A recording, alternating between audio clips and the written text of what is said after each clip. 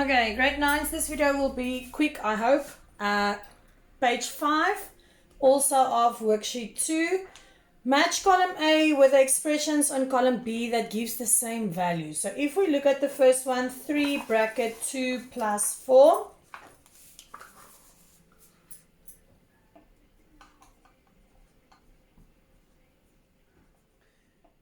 Three bracket 2 plus 4. I actually just want to do it here for you. This means that I'm distributing, right? This means 3 times 2 plus 3 times 4. So that's going to give you number E. Number 2 says 17 plus 19. 17 plus 19 is exactly the same as 19 plus 17. Remember when we do the associative, commutative properties and the distributive properties, this is where it falls in. So number 2 will be F.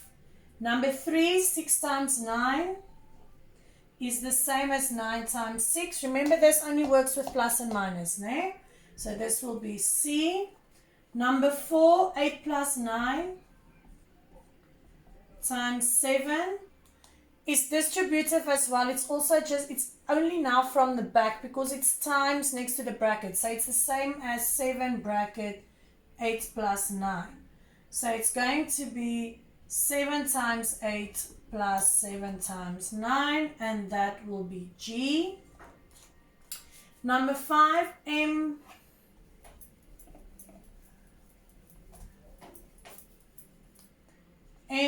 plus N plus P.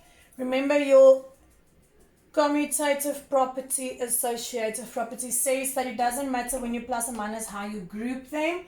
So if I put M plus N plus P, but I move the brackets to this, it will also give me the same answer.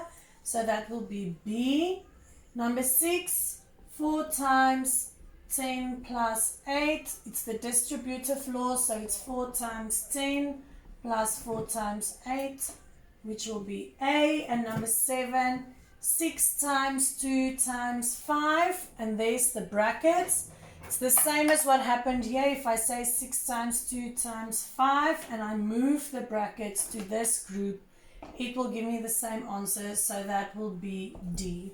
So number 1E, 2F, 3C, 4G, 5B, 6A, and 7D.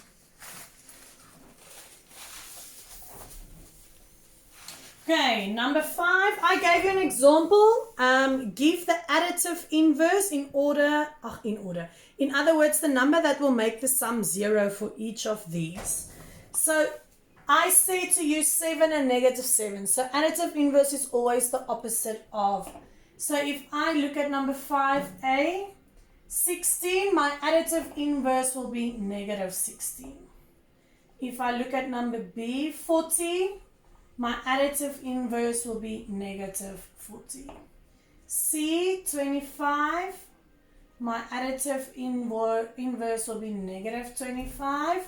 And D, negative 6, my additive inverse will be 6. So do you see that it's the same numbers, they just have the different signs? I'm not going to do E, F, G, and H with you now. I want you to go practice it, so if you didn't understand that, you know what is happening there. Then number 7 says, Solly's teacher has a point system in her classroom.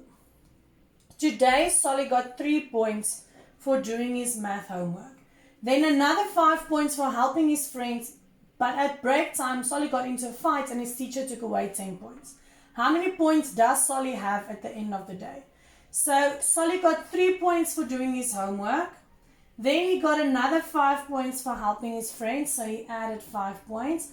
But then the teacher took away 10 points because he was fighting at break. So 3 plus 5 gives you 8 minus 10. And 8 minus 10 gives you negative 2. So therefore, Solly has negative 2 points. Okay, number 8. Tara bakes 36 biscuits. So let's start there. She bakes 36 biscuits.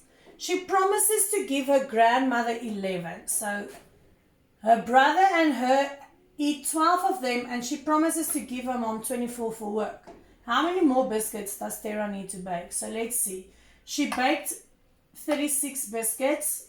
She promises her grandmother 11, they 8, 12, and she promises her mother 24. So if we look at 36 minus 11 minus 12 minus 24, if you use your calculator for that, it gives you 36 minus 11 minus 12 minus 24. Gives you negative 11.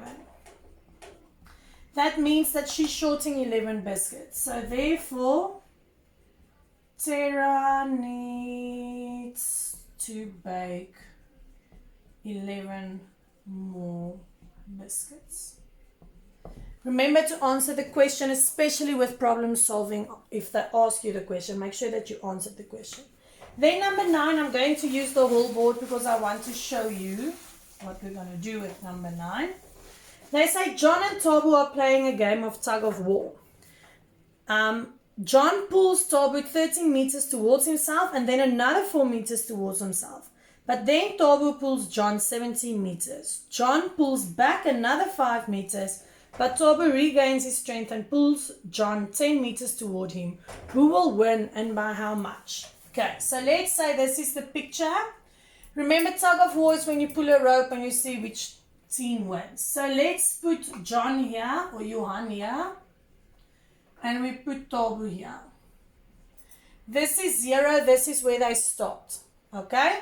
If this was a number line, this will be positives and this will be negatives, right? So they start. John pulls Tabu 13 meters towards him. So he pulls that side. So I'm going to start with negative 13 because he's pulling and he is represented by the negative numbers. Then he pulls another 4 meters towards himself.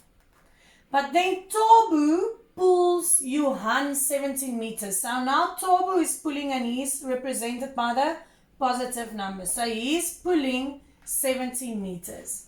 Johan pulls back another 5 meters. So Johan is negative, so minus 5 meters. But Tabu regains his strength and pulls Johan 10 meters towards him. So now Tabu is pulling again, so it's plus 10 meters. Who will win and by how much? So if we go and we look here, this was Johan pulling, Tabu pulling, Johan pulling, Tabu pulling. So Johan gets represented by the negative numbers and Tabu gets represented by the positive numbers. So if we put this in our calculator now, we've got negative 13 minus 4 plus 17 minus 5 plus 10. My answer is going to be 5. But is this a positive or a negative 5? It is a positive 5. So who won? Tabu is positive. So therefore Tabu wins by 5 meters. Okay. I told you this was a short video. So that was page 5. See you in the next video for page 6.